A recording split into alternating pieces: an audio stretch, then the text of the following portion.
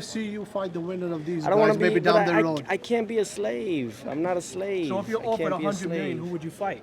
Huh?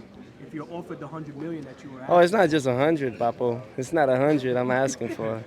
I'm asking for a 3 to 5 deal contract Okay. that So requires my kind of understanding of what will make the sport even bigger and better. Yeah. Would you be interested in fighting in Saudi Arabia? We've seen them take on some big fights Oh, recently. yeah, absolutely. Saudi Arabia, I mean, they started their emblem and everything in 1926.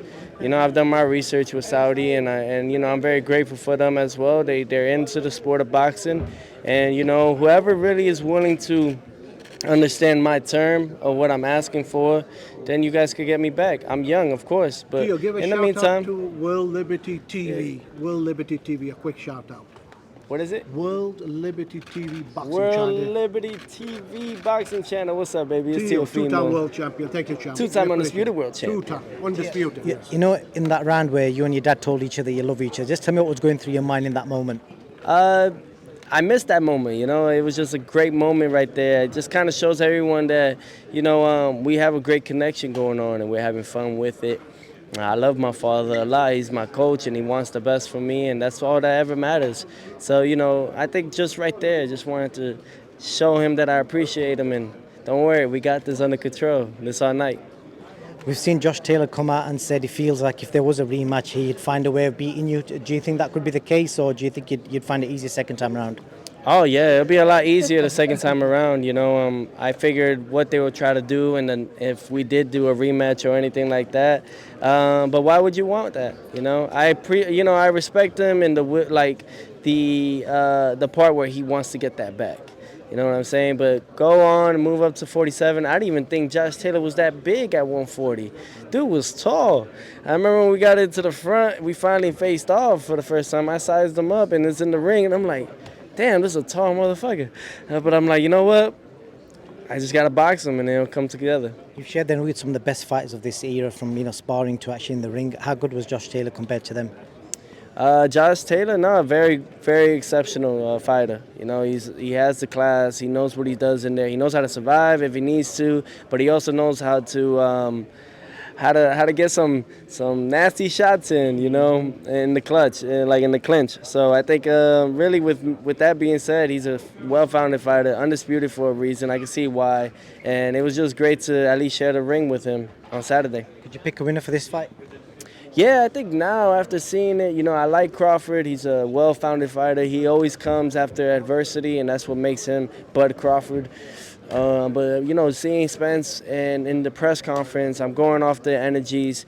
They seem very relaxed. However, it's the will that got to be stronger than the skill. I've said that.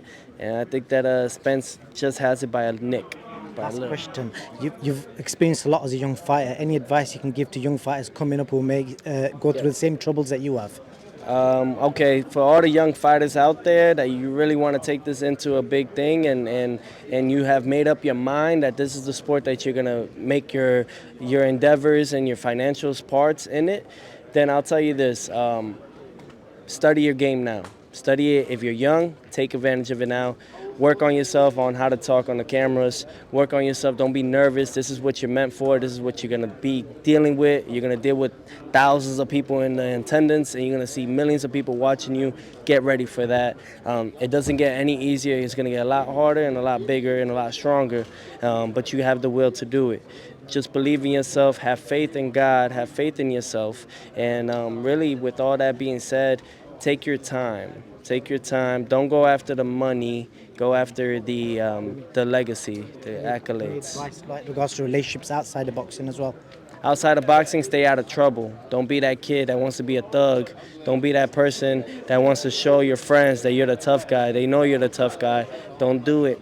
Do not. Or the tough girl. Don't be that person.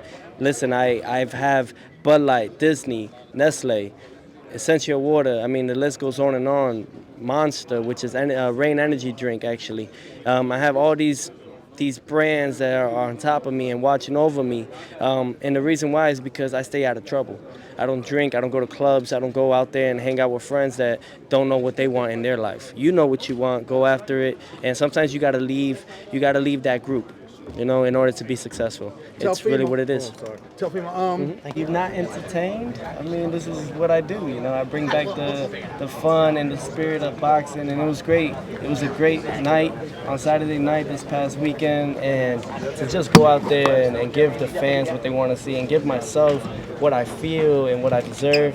I mean, it was, why not retire at the top?